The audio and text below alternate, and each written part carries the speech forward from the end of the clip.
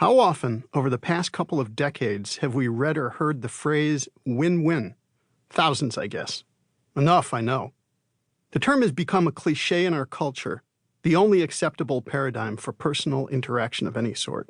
In business, its appeal rests on the proposition that no company has the right to plunder a market just because it enjoys a position of strength and dominance. We believe that a shared prosperity, a win-win prosperity, is the sustainable one. It all sounds so good. What stick in the mud could possibly disagree that win-win is the model to use in negotiation? Well, I disagree. Based on my nearly 20 years of experience as a negotiation coach, I believe win-win is hopelessly misguided as a basis for good negotiating in business or in your personal life or anywhere else. This book and my system should be viewed as a rejection of win-win and all its kind. Of the various ideas in my system that I could have chosen as my title, I selected Start with No expressly to emphasize my profound disagreement with win-win, which implicitly urges you to get to yes as quickly as possible, by almost any means necessary. Such negotiating is the worst possible way to get the best possible deal. In fact, it will get you killed. Maybe you work for one of the many companies around the world that proudly display those shiny win-win trophies presented to the sales team by their largest customers. That's right, actual trophies, each and every one of which is testimony to a failed negotiation, testimony to a negotiation conducted without discipline and without a system, testimony to a negotiation conducted by naive amateurs, to be perfectly blunt.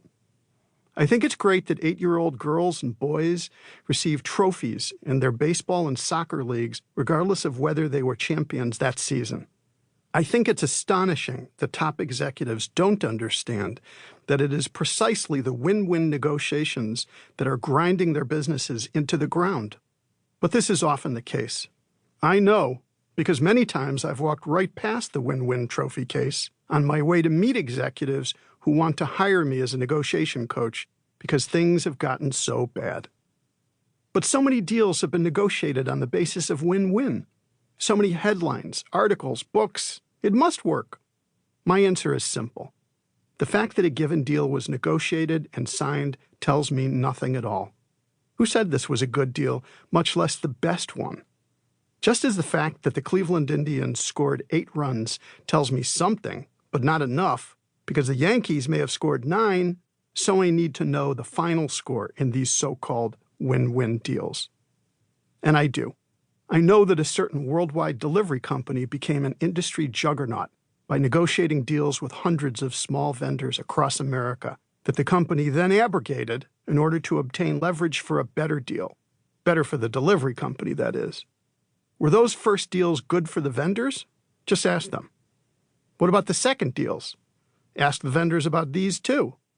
I know that certain clothing retailers have made a specialty of squeezing vendors into signing pie-in-the-sky deals with production targets they cannot possibly meet.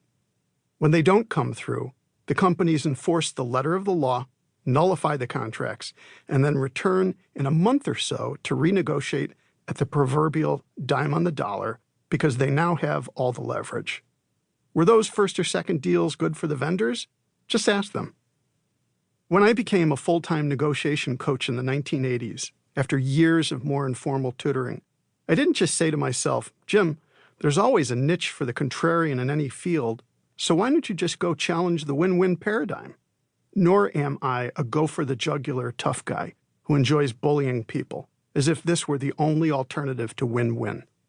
The business world is certainly full of such individuals, and we will meet some of them in this book. But I'm not one of them. No, I began to challenge win-win because I quickly learned that it's all too often win-lose. Make no mistake about it.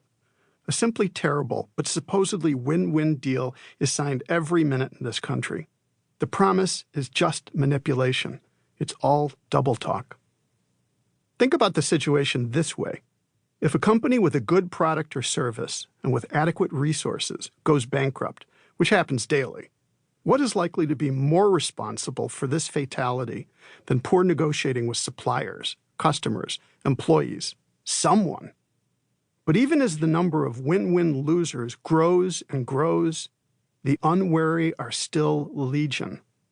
If I accomplish nothing in this book beyond alerting business people to the dangers of win-win, I will have performed a valuable public service.